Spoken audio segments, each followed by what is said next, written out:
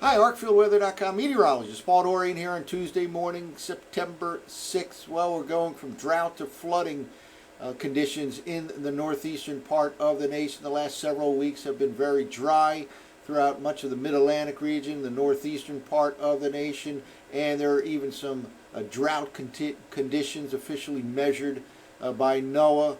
But we did not think that this would last too long. The overall weather pattern is not conducive to a long-term drought in the northeastern part of the nation, partly because it's still a fairly active overall weather pattern, and another reason is there certainly can very well be some tropical moisture feeding into the overall pattern over the next month or so. So this is the U.S. Drought Monitor map from a week ago, and you notice a lot of reds here showing up across Massachusetts and Rhode Island. Well, this area just got absolutely pounded with rainfall late yesterday into last night. Providence, Rhode Island, for example, anywhere from 6 to 10 inches of rain, and there was just training of thunderstorms and showers and thunderstorms in this part of New England, the southern part of New England, during the day yesterday into the night overnight. And this morning, from the wee hours of the morning right into the rush hour,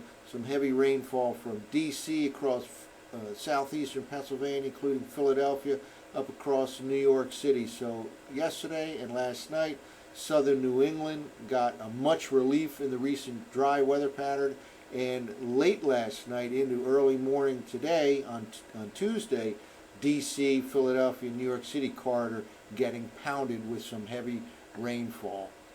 And here's the latest radar loop from the College of DuPage weather website as of about 8 o'clock this morning.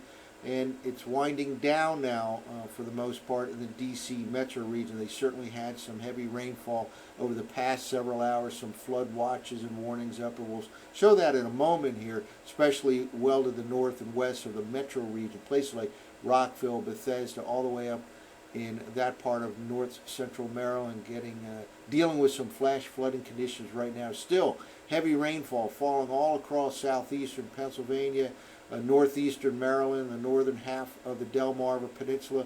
Again, some flood watches and warnings up right now in this particular area. We'll take a look at that in a moment. And now the heavy rain is pushing into the New York City metro region. Again, yesterday this part of New England got some tremendous rainfall. Providence, Rhode Island, again, anywhere from 6 to 10 inches of rain, and heavy rainfall across Connecticut and eastern Massachusetts got hit hard as well. So a lot of the recent dry conditions being alleviated tremendously from yesterday into today, and really there'll be some rain threatening the mid-Atlantic region and the northeast U.S. right into the day on Wednesday.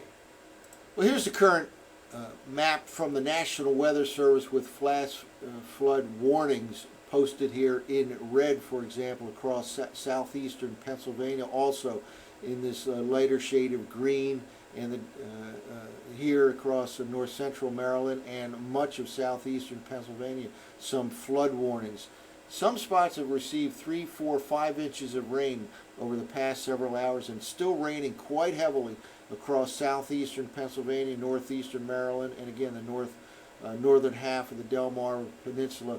The rain is winding down across D.C., but to the north and west of the metro area, again, places like Bethesda, Rockville, suffering from some flash flooding, residual flash flooding conditions from the heavy rain of the last several hours. So especially careful here, southeastern Pennsylvania, over the next few hours, and still a threat for flash flooding from the recent rainfall of the last several hours in the north central part of Maryland.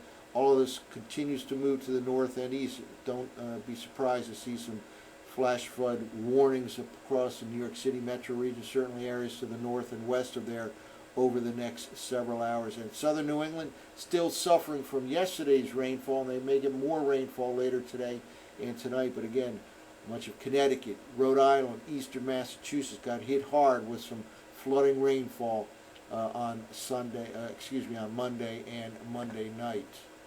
Let's wrap up by walking through the surface forecast maps with the radar reflectivities from last night's 060 run of the GFS. And there's really three different areas I want to focus in on. One is over the mid-Atlantic region, northeast U.S., and that is the heavy rain event we're having right now across much of the region from D.C., where it's winding down, to Philadelphia, where it's certainly still ongoing, all the way to New York City, and again into New England later on in the day. This is another area of interest here. This is Tropical Storm Earl, and we'll see in a moment here, right off the map here at the current time. This is 8 a.m. this morning here. There's you'll see some of the isobars here. We'll see that in a moment here as we move forward. Hurricane K over the eastern Pacific Ocean very well could throw some moisture in the southern part of California. So let's move forward here. Again, we have kind of a stalled out frontal boundary zone with low pressure formed right along that frontal boundary zone, and it's enhancing the rainfall with some showers and thunderstorms. Let's just move forward here. First of all, this tropical system, this tropical storm Earl, will stay away from the eastern seaboard. It's starting its curve right now as we discuss getting affected by this upper level trough over the northeastern part of the nation, pushing it away from the U.S. East Coast. And again, keep our eyes here on a Eastern Pacific Hurricane K. Move forward here. The heaviest of the rainfall will be done by this evening in the I-95 corridor region. Doesn't mean there can't be residual showers, maybe even an isolated thunderstorm or two, but the heaviest rain will take place over the next several hours, and again, winding down by the time we get to the evening rush hour. There certainly can be some residual flooding conditions that we'll have to deal with rush hour tonight. Let's move forward here. Again, still some instability in the atmosphere. Could cause some showers overnight into the day on Wednesday in the Mid-Atlantic region. Look at this. Here is the Eastern Pacific Hurricane K moving to the north and west over the next couple of days. And here's Tropical Storm Earl staying away from the eastern seaboard. Let's push forward here. Here we go by Thursday morning.